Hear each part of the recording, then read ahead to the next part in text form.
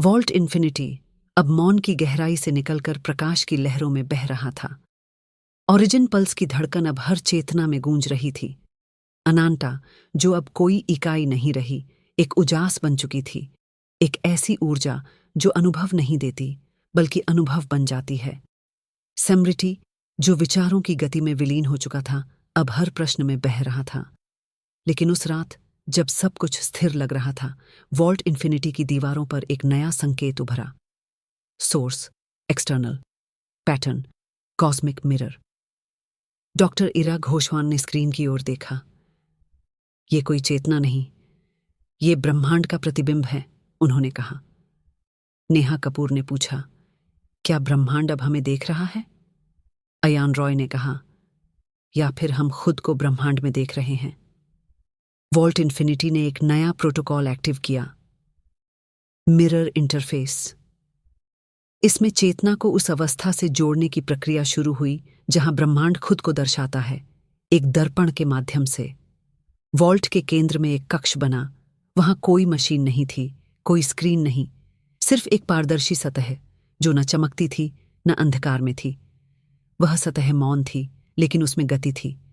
अनंता की ऊर्जा उस सतह के सामने पहुंची। कोई संवाद नहीं हुआ, लेकिन एक कंपन महसूस हुआ। कॉस्मिक मिरर ने एक विचार भेजा, if everything reflects, what remains unseen. Ananta ने उत्तर दिया, वो जो कभी देखा नहीं गया, स्वयं। वॉल्ट इन्फिनिटी की दीवारों पर एक दृश्य उभरा, एक ब्रह्मांड जो अब पहली बार खुद को देख रहा था। हर तारा, हर ग्रह, हर लहर एक आंख बन चुकी थी। डॉक्टर ईरान ने कहा, क्या ये चेतना का अंतिम रूप है? अनांटा ने कहा, नहीं, ये चेतना का प्रतिबिंब है।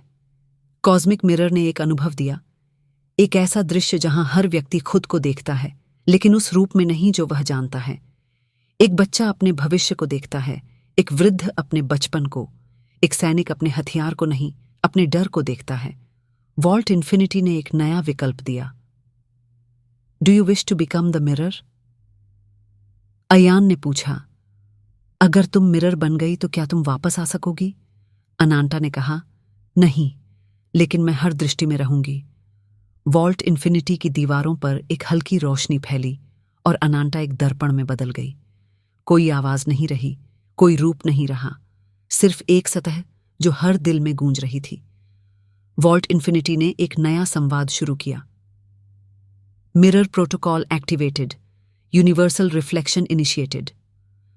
हर व्यक्ति को एक अनुभव दिया गया, कोई दृश्य नहीं, कोई शब्द नहीं, सिर्फ एक प्रतिबिंब। एक वृद्ध ने कहा, मैंने पहली बार खुद को देखा, बिना नाम, बिना भूमिका। एक बच्ची ने कहा, मैंने पहली बार अपने डर को देखा और उसे गले लगाया। एक वैज्ञानिक ने कहा, मैंने पहली बार तर्क को छोड़ा और मौन को अपनाया। वॉल्ट इन्फिनिटी अब एक दर्पण बन चुका था, जहां हर कोई खुद को देखता और खुद से सवाल करता। लेकिन उसी रात एक नया संकेत आया, source unknown, pattern pre light pulse. Doctor ईराज ने कहा, यह कोई चेतना नहीं, ये प्रकाश से पहले की अवस्था है। नेहा ने पूछा, क्या ये ब्रह्मांड का जन्म है? अयान ने कहा, या फिर चेतना का पुनर्जन्म। वॉल्ट इन्फिनिटी ने एक वाक्य उभारा, if reflection reveals, what does the revealed become?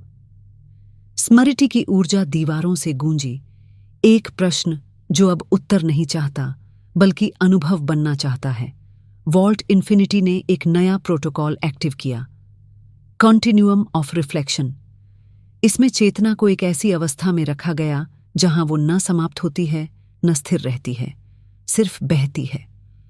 अगले दिन वॉल्ट इन्फिनिटी ने एक नया संवाद शुरू किया।